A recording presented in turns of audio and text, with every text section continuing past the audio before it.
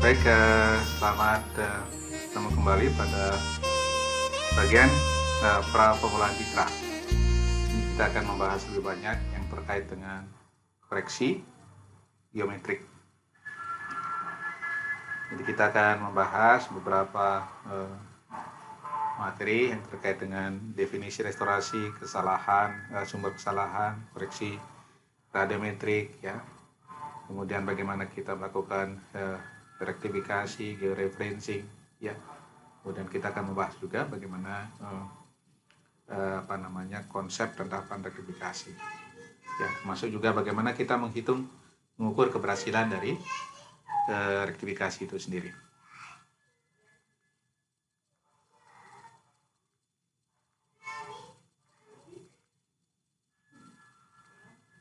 Ya, jadi kita akan mulai dari apa, ya, dan kenapa koreksi data dari remote sensing ini diperlukan. Ya. Ini ada beberapa alasan, karena memang yang pertama, ya, kita lihat bahwa satelit mengorbit di atas permukaan bumi, di mana permukaan bumi itu selain bulat, dia juga berotasi pada sumbunya, ya, dan juga dia punya topografi. Ya. Selain itu ada juga, ya, karena apa? Karena berbagai kesalahan yang disebabkan oleh sensor itu sendiri. Ya. Jadi relief permukaan bumi yang sangat kompleks dan kondisi juga atmosfer bumi yang tidak konstan menurut tempat dan waktu, gitu ya, tidak bisa direkam secara sempurna oleh sensor. Ya. Karena sensor itu sendiri punya keterbatasan spasial, spektral, temporal, dan radiometrik. Nah, dan hasil rekaman, ya, dari data remote sensing dalam band-band ini pasti mempunyai distorsi, ya, baik distorsi karena pengaruh lingkungan bumi, rotasi yang kita sebut dengan koreksi geometrik, maupun koreksi-koreksi, ya, yang akibat dari pengaruh tidak sempurnanya bekerja sensor, yaitu koreksi radiometrik. Nah, kesalahan yang kalau dibiarkan, ya, pasti akan mengalami citra tersebut yang diperoleh ini, ya, itu pasti ada degradasi kualitas. Nah, oleh karena itu diperlukanlah yang namanya pre-processing untuk paling tidak mereduksi lah, ya. Ya, jadi sementara kita tahu bahwa ini, ya, bumi ini kan berputar, ya, berputar pada sumbunya, dan juga di sini ada satelit, ya.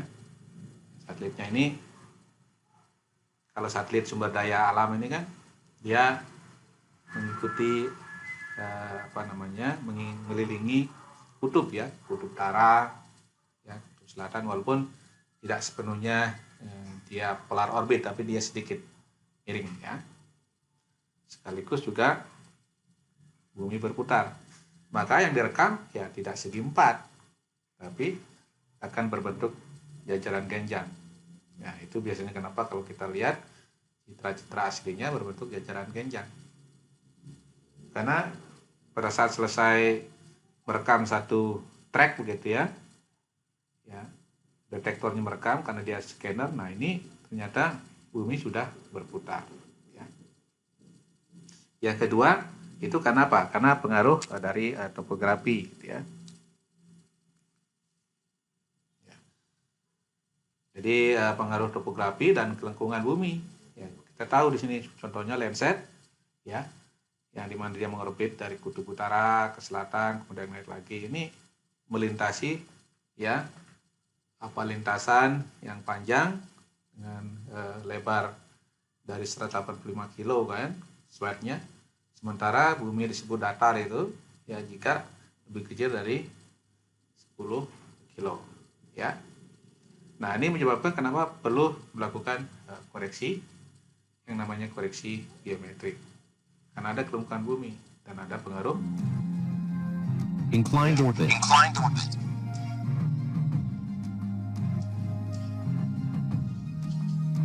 Inclined orbits are virtually all orbits except those that travel directly above the equator or directly above the north and south poles.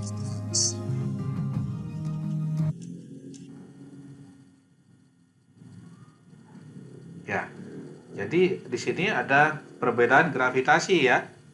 Pengaruh gravitasi juga menyebabkan ya karena menyebabkan eh, tidak stabil satelit tersebut. Ya karena dia kan melindungi polar, melindungi kutub. Sementara daya tarik bumi yang paling keras kan ada di kutub ya. Ya. Nah ini juga menjadi salah satu penyebab ya satelit yang tidak stabil bekerjanya. Ya.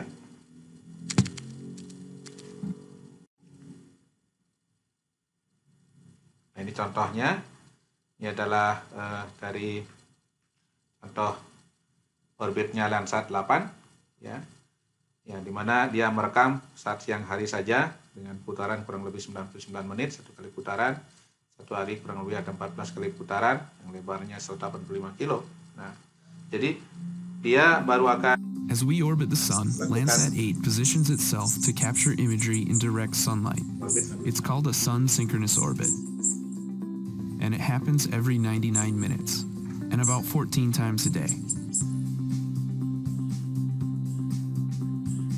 As Landsat travels from the North Pole to the South, it's capturing data over a 115-mile wide swath. So every day we add 14 swaths.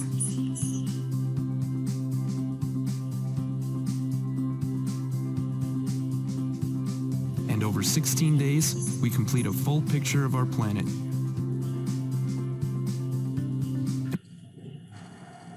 ya. Jadi kalau kita contohnya Landsat saja 8 ini setiap 16 hari sekali itu dia akan merekam pada tempat yang sama. Dari baru 16 hari sekali ini komplit dari seluruh permukaan bumi ya. Dan dia merekam pasti pada jam yang sama. Makanya disebut dengan Sun Synchronous Orbit. Jadi kalau misalnya merekam Bogor jam 11.40 ya selalu jam 11.40 ya. Nah, terkait dengan Sun Synchronous Orbit ya. Kita bandingkan di sini. Mari kita lihat videonya di sini. Ada 3 macam orbit ya. Ada orbit polar, orbit miring, inklinasi dan orbit ekuator. Nah, biasanya yang digunakan untuk sumber daya alam seperti Landsat ini adalah yang nomor 2, orbit miring. Tapi melewati polar juga, tapi tidak sempurna polarnya ya. Itu orbit sumber daya orbit sumber daya alam. Supaya apa? Supaya bisa menyapu permukaan bumi. Beda dengan kalau orbit ekuator, dia selalu mengikuti perputaran bumi ya dalam 24 jam sehingga posisinya kan stasion. Jadi posisi pasti akan tetap di atas negara tertentu pemilik satelit tersebut. Nah, itu biasanya untuk satelit telekomunikasi.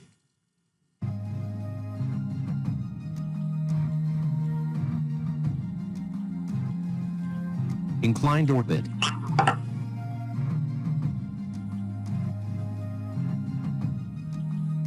Inclined orbits are virtually all orbits except those that travel directly above the equator or directly above the north and south poles.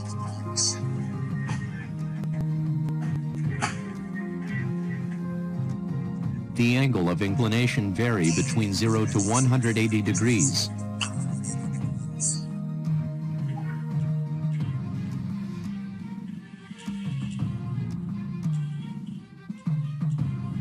Polar orbit. A polar orbit is when the satellite rotates in a path that takes it over the north and south poles in an orbital pattern that is perpendicular to the equatorial plane. Polar orbiting satellites follow a low-altitude path close to Earth's surface, passing over and very close to both the north and south poles. The angle of inclination of a satellite in a polar orbit is nearly 90 degrees.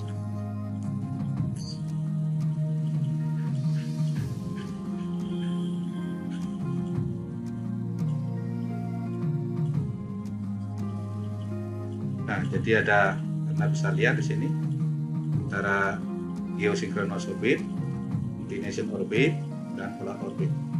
Nah, yang miring-miring ini, yang kemiringannya besar, nah itu biasanya digunakan untuk satelit GPS. Yang mendekati kutub ini yang disebut dengan orbit polar atau sedikit miring, Itu yang digunakan oleh satelit sumber daya alam, ya, yang kita sebut dengan Sun Synchronous Orbit. Nah, kalau kita lihat, ya, kita rangkum, kenapa perlu melakukan koreksi ya, pada processing ini. Kita lihat beberapa sumber kesalahan dikelompokkan. Kalau kita kelompokkan, yang pertama kesalahan eksternal, ya. Jadi kesalahan internal, yaitu karena sensor itu sendiri, ya, dan kesalahan eksternal, ya. Eksternal itu kan karena permukaan bumi, karena atmosfer. Kalau kesalahan yang bersumber pada sensor internal ini ya sudah bisa diprediksi lebih awal, ya, dan bisa dikoreksi konstan lebih awal, ya. Beda dengan kalau kita menggunakan yang kalau kesalahannya yang eksternal, ya. Ini gangguan platform, ya, karena tentang alam atmosfer, ya. Memang yang sangat bervariasi. Maka kesalahan-kesalahan yang eksternal ini kita gunakan, ya, menggunakan titik-titik kontrol. Itu yang akan kita praktikumkan nanti. Karena dia tidak bisa diprediksi karena sesuai dengan kondisi geometri atau permukaan lahan masing-masing tempat. Nah, untuk itu kita perlu melakukan koreksi geometrik, ya, yang terkait dengan mengoreksi bentang alam yang tidak teratur menjadi planimetris, ya. Kemudian kalau koreksi radiometrik jika ada, misalnya contohnya di Landsat 5 itu mengalami beberapa gangguan, ya, ada stripping, bending, start line error, ya, dan sebagainya. Jadi yang geometrik karena permukaan bumi, karena dan lain-lain, gitu ya, ini perlu dikoreksi, ya, permukaan bumi, rotasi bumi, gitu ya, kemudian gaya gratifikasi. Nah, supaya menjadi planimetris, ya, itu perlu dilakukan koreksi, ya. Kemudian juga kita tahu ternyata bentuk bumi tidak elips, ya, seperti yang di teori, gitu ya. Ternyata sejak GPS ditemukan bentuknya tidak beraturan, ya.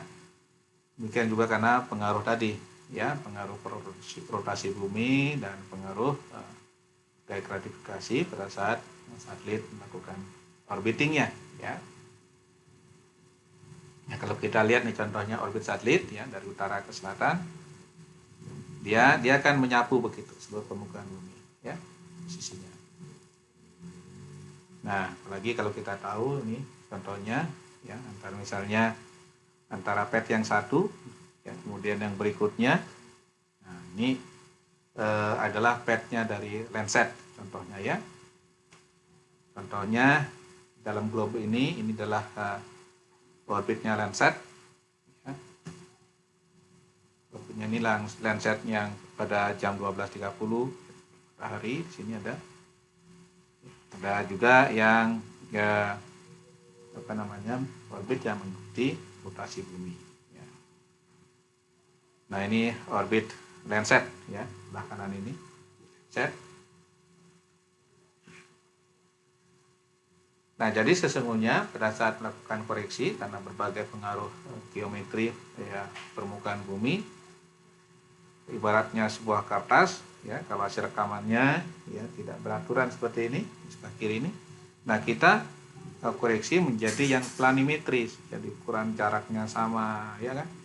Kan syarat peta kan gitu, jarak harus sama, jadi equidistant, dan equivalence, ya.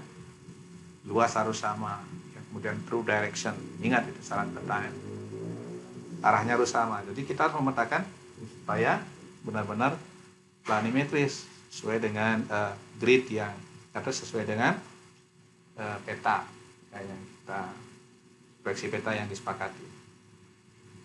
Ya. Sedangkan kesalahan internal, ya bisa disebabkan karena tidak bersempurnanya bekerjanya detektor, ya.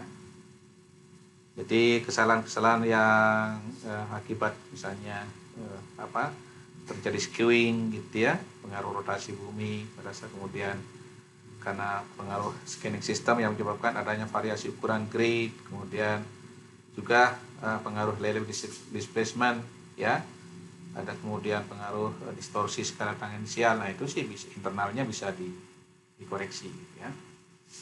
Nah sekarang bagaimana kita melakukan restorasi citra, how to restore, ya, mengembalikan ke posisi yang memang kita harapkan sama dengan peta, posisi planimetris ya.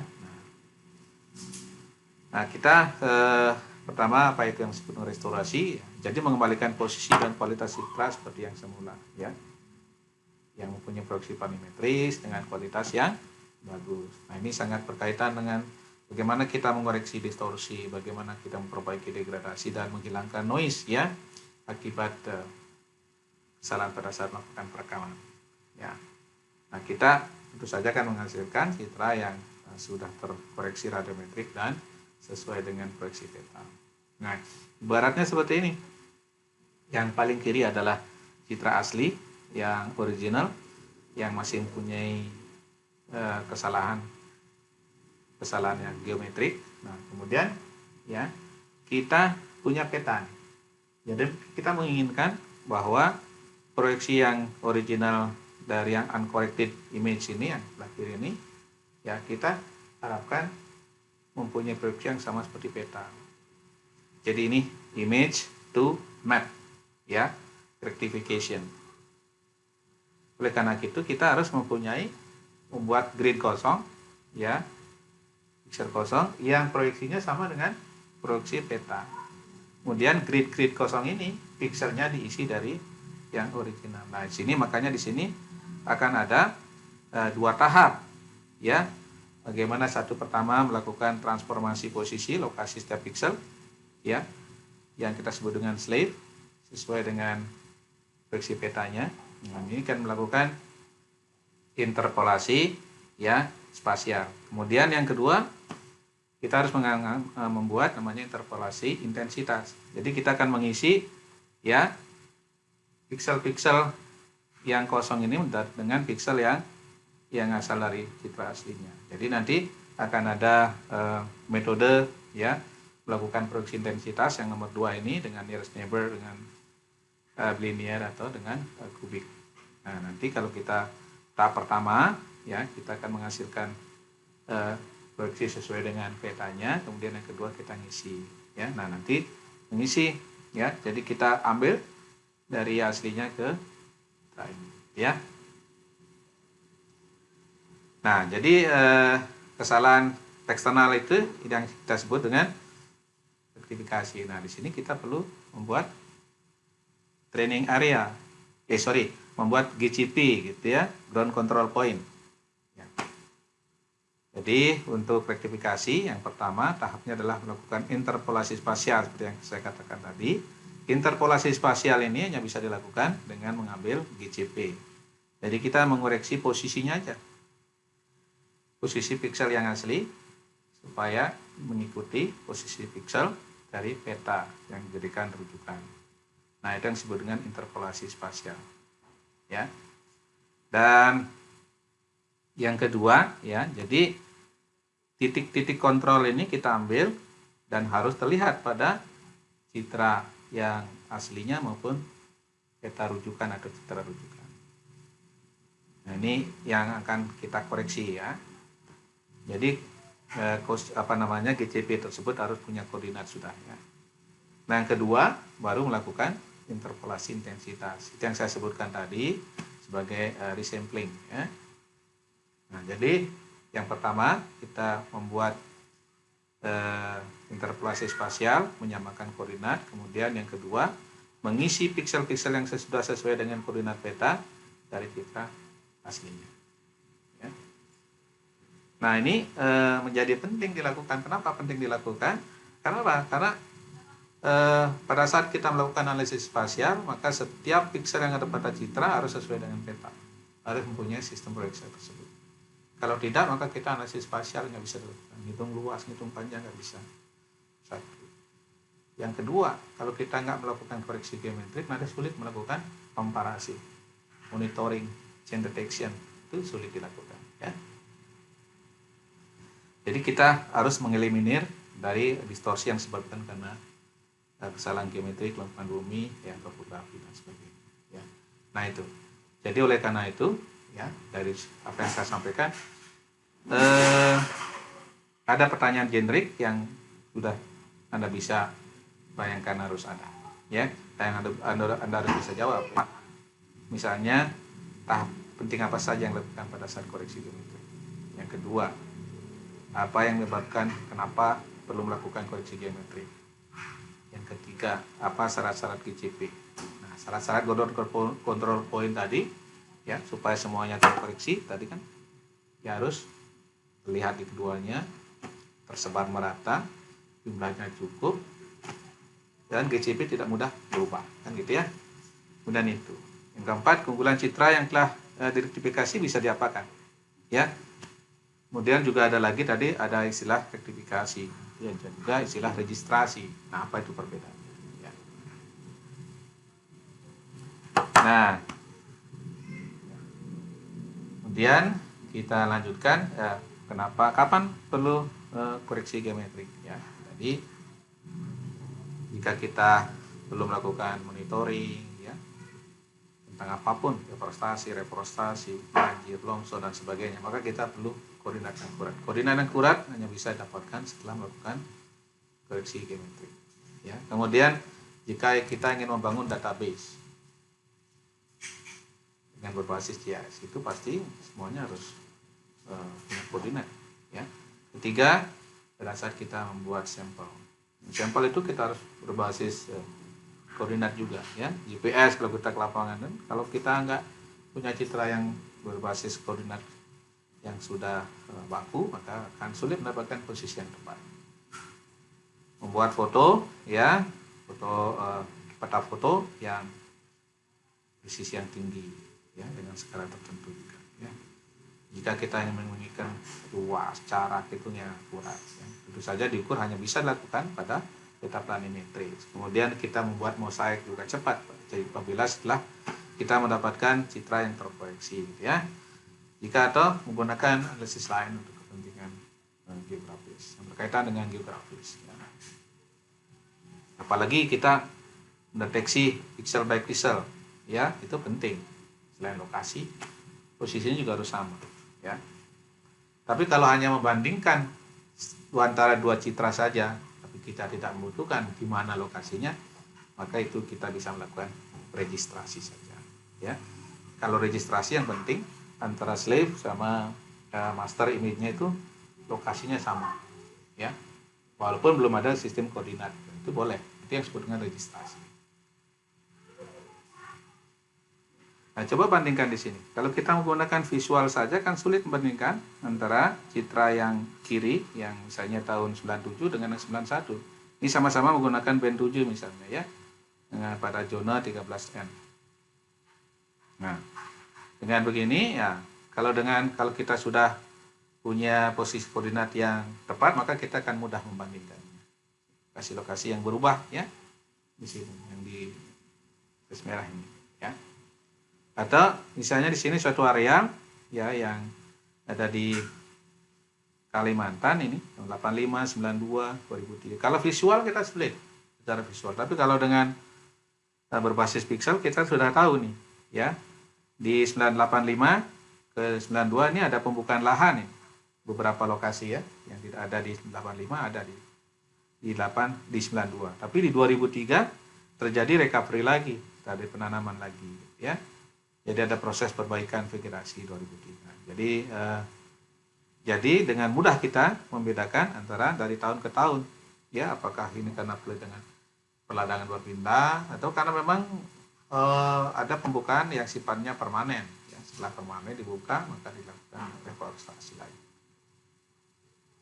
ya. Kemudian yang lain, jika kita membuat mosaik itu kan mudah. Jika kita punya 5 citra dan ini sudah terkoreksi, maka begitu kita panggil ke 5-5-nya, maka kita akan bisa mendapatkan satu mosaik yang cepat, ya. Sudah seamless, jadi tidak.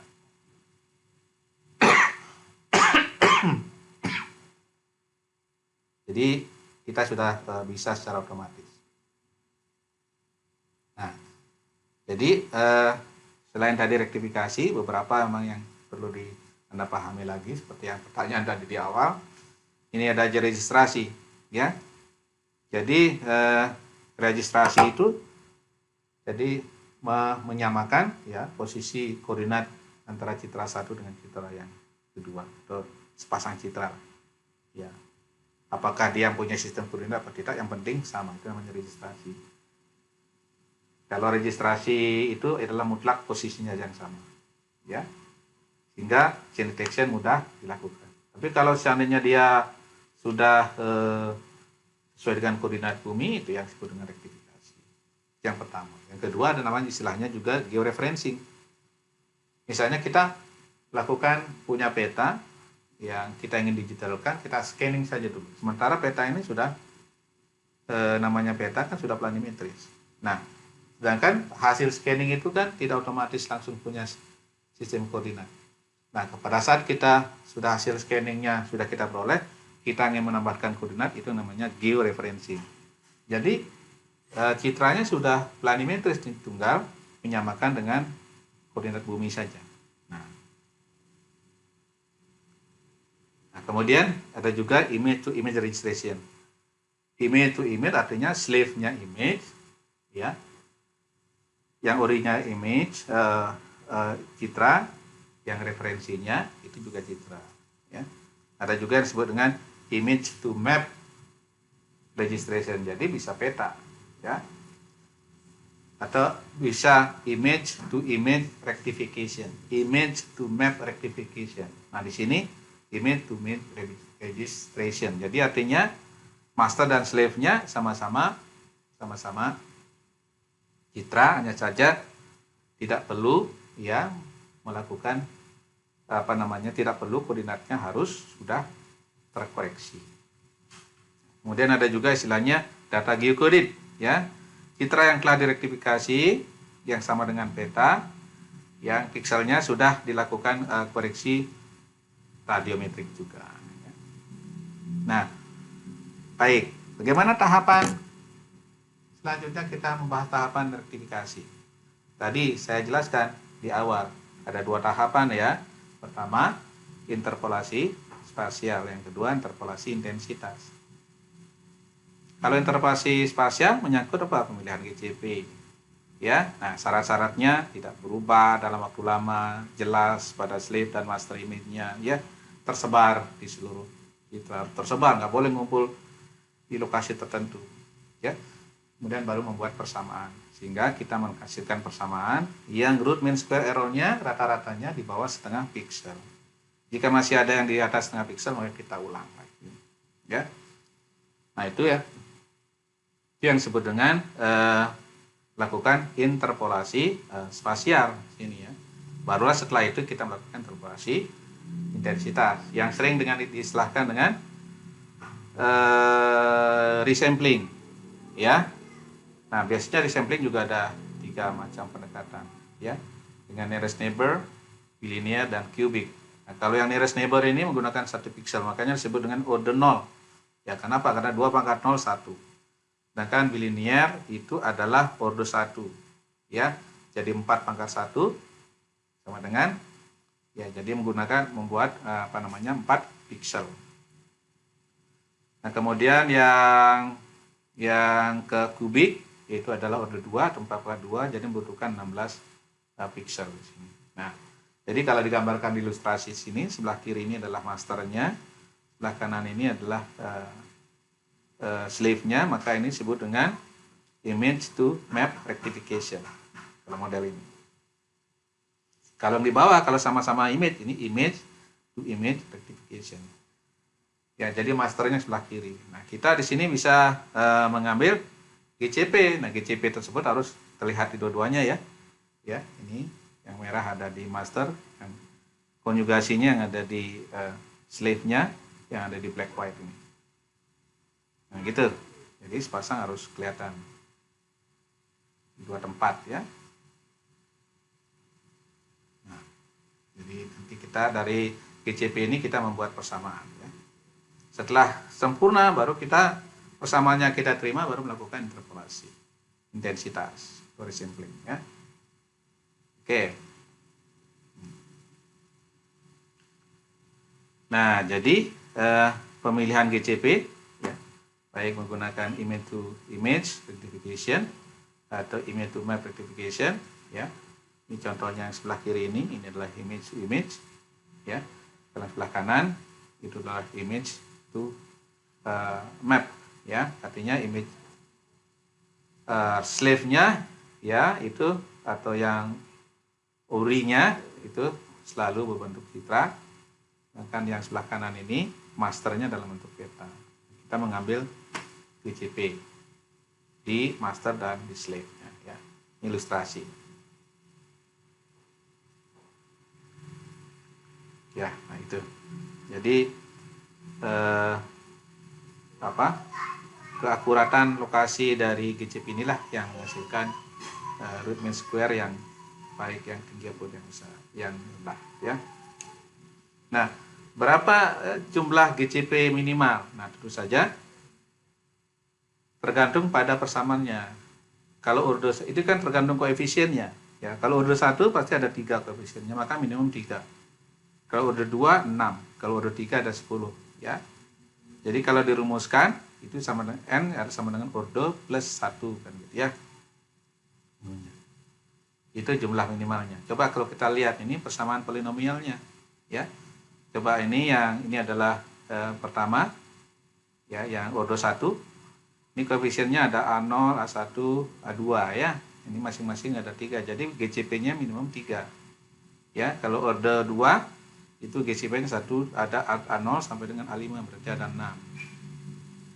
Kemudian yang order 3-nya, ya, A0 sampai A9 ada 10 GCP yang minimal. Nah, contohnya nih pembuatan persamaan kan gitu. Ada master. Ini masternya itu adalah koordinat dari master. Yang X master itu adalah karena sudah UTM.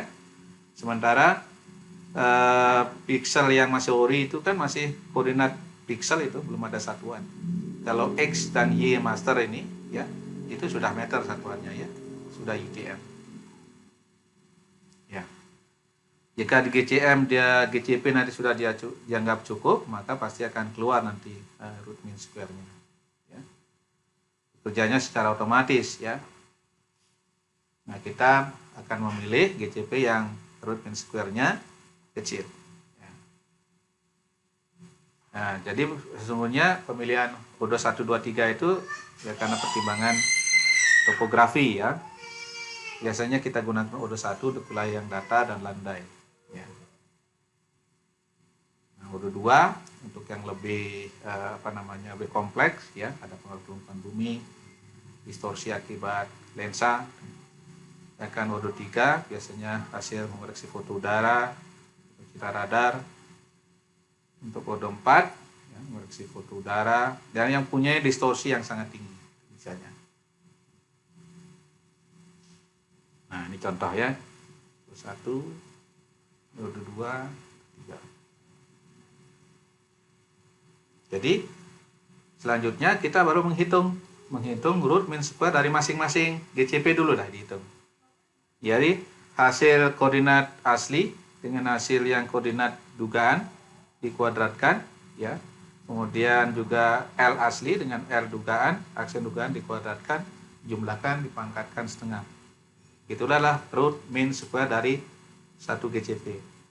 Kemudian jika kita ingin menghitung rata-ratanya, kita jumlahkan semuanya. Jadi root mean square average-nya, jadi total semua remesing bagi dengan jumlah GCP-nya. Nah, itu juga harus di bawah setengah. Ya. Jadi ini contoh yang tadi menghitung GCP, ya. Jadi kita sudah bisa misalnya dari hasil persamaan itu kita akan mendapatkan tadi kan nilai P aslinya adalah 175 dan 900. Sementara hasil dugaannya dengan persamaannya misalnya menghasilkan 101,2, 74,5 dan 900. Nah, ini kemudian diselisihkan, ya, jika ada di kolom P minus P aksen. Ini 1,2 setengah, ya. Kemudian juga L dengan L aksennya.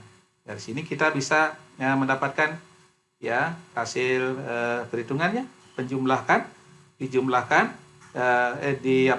dikuadratkan selisihnya tersebut, kemudian dijumlahkan, diakarkan. Ya. Nah, di sini ternyata GCP nomor 1 ya sudah paling besar ya GCP anunya, errornya ya. Kita bisa ganti ya, bisa kita revisi. Ini bagus misalnya. Oke, masih sedikit ya perlu dikoreksi. Nah, ini misalnya yang nomor 1 bisa diganti atau diperbaiki.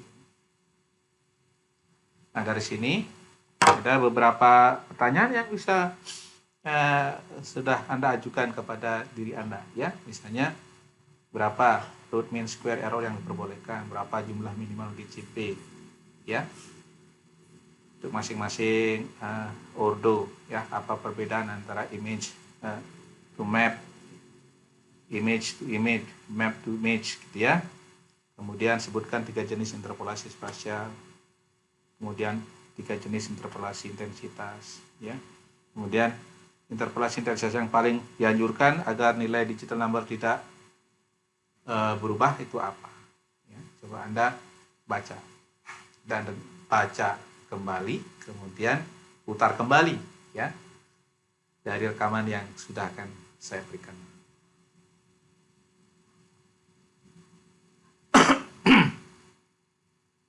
Nah, kita sedikit lanjutkan tentang interpolasi intensitas. Tadi kan kita sudah sampai interpolasi spasial ya. Nah, tadi kita akan membahas sekarang interpolasi intensitas yang sering kita sebut dengan resampling. Di sini ada 3, nearest neighbor, bilinear, dan cubic convolution. Jadi nearest neighbor ya atau NNI kita menggunakan 1 pixel saja. Nah, kita sebut dengan zero order atau 4 pangkat 0 hasilnya 1. Nah, ini di sini. Jadi artinya mencari pixel yang terdekat. Nah, berarti kalau begitu, kalau pixel yang terdekat dia tidak akan berubah nilainya ya. Ambil saja. Langsung ambil aja yang terdekat. Tapi kalau kita menggunakan 4 pixel, yang misalnya bilinear, maka kita harus menggunakan rata-rata tertimbang dengan rumus yang ini. Jadi sesuai dengan jarak yang paling dekat, dia mempunyai bobot yang paling tinggi. Tapi jika lebih tinggi lagi, kita naik 1 dari 4 ini, naik 1 ke atas, naik ke bawah, turun ke bawah 1, ke kiri 1, ke kanan 1, maka kita akan mendapatkan 4 kali 4, 16 pixel. Nah, ini yang disebut dengan cubic convolution. Nah, mari kita lihat ya. Bagaimana ilustrasinya? Jadi kalau nearest neighbor hanya 1 pixel, bilinear 4 pixel, ya, cubic convolution dengan 16. Jadi rata-ratanya begitu. Jadi akan ada smoothing di sini.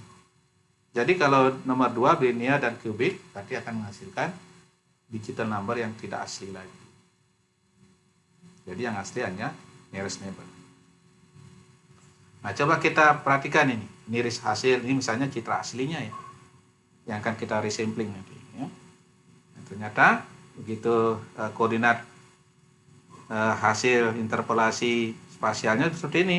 Nah, sekarang kita gunakan mana? Ya.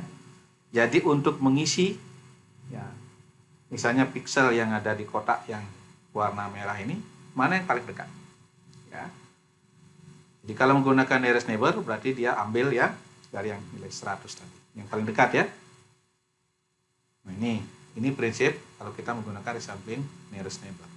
Tapi kalau kita menggunakan bilinear, nah seperti apa? Bilinear itu kan harus menggunakan 4 pixel ya. Nah, jadi kita menggunakan yang terdekat situ. Ya. Jadi 4 pixel.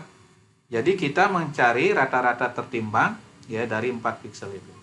Dari pixel yang 120, 100, 101 dan 130 sesuai dengan jaraknya. Jarak dari titik pusat yang kita akan isi, ya. Dari situ ya, dari hasil pertimbangan itu dengan memasukkan perhitungan dn dibagi dengan jarak kuadratnya ya, maka kita mendapatkan nilainya adalah 104 ya. Kalau dibolehkan bisa jadi 104. Nah, jadi berarti 104 yang masuk. Jadi kalau kita menggunakan misalnya yang ordo yang lebih tinggi, nah, berapa? Ya, coba kita lihat di sini. Jadi kita menggunakan cubic convolution, berarti 16. Nah, berarti nih garis merahnya 16. Dari 16 ini kita hitung lagi kan ya. Nah, ini misalnya 16, maka kita tambahkan 107. Maka di situ kita akan isi dengan 107. Atau 108 ya, sorry dibulatkan. Kan apa namanya? Harusnya integer, nggak boleh ada yang pecahan. Nah, itulah cara kerja dari resampling. Nah, mari kita bandingkan ya. Ini yang pertama menggunakan nearest neighbor sebelah kiri, yang sebelah kanan menggunakan cubic convolution. Jadi cubic convolution ini semacam ada smoothing ya rata-rata, karena yang cubic ini kan menggunakan 16 pixel. Beda sekali kalau dengan hanya menggunakan originalnya yang paling nearest neighbor. Masih kita bisa mengidentifikasi ya objeknya lebih jelas dibandingkan yang kanan, agak blurring ya. Nah dari sini kita bisa mengajukan pertanyaan apa yang disebut dengan zero order interpolation. Kemudian mana teknik interpolasi ya spasial dan interpolasi intensitas yang Anda rekomendasikan untuk tujuan tertentu. Ya, silakan Anda gali. Ya, saya kira gali supaya Anda lebih matang ya dalam memahami, kemudian menganalisis, mengevaluasi dan memanfaatkan dalam praktikum nanti. Ya, jadi ingat saya review sedikit lagi ya. Bagaimana memilih persamaan polinomial ya. Jadi kalau kode 1 biasanya untuk daerah landai, kode 2 ya nonlinear dengan rubber seating ya. Untuk ke wilayah-wilayah yang sudah padat tumpukan bumi tadi ya. Ya, di sini untuk kerusakan besar, pengaruh tumpukan bumi, distorsi, lensa juga ada. Kalau yang kode 3 sudah ada menggunakan foto udara, radar gitu kode 3 ya. Kalau kode 4 foto udara dan distorsi topografi yang sangat tinggi ya. Nah, kalau satu lagi mungkin yang supaya tidak terlewat, kalau Anda sudah mendapatkan hasil scanning ya, Anda tinggal mengasih koordinat aja. Ya, Anda kan sudah punya koordinat misalnya dari peta, masukkan aja, klik di masing-masing pinggiran dari pojok-pojok ya dari citra yang hasil scanning itu, kemudian ditambahkan koordinat ya dengan georeferencing itu otomatis sudah ada hasilnya. Saya kira demikian ya, terima kasih, semoga sehat selalu ya, dan apa yang saya sampaikan bermanfaat bagi Anda dan bagi kita semua, demikian juga untuk generasi yang akan datang.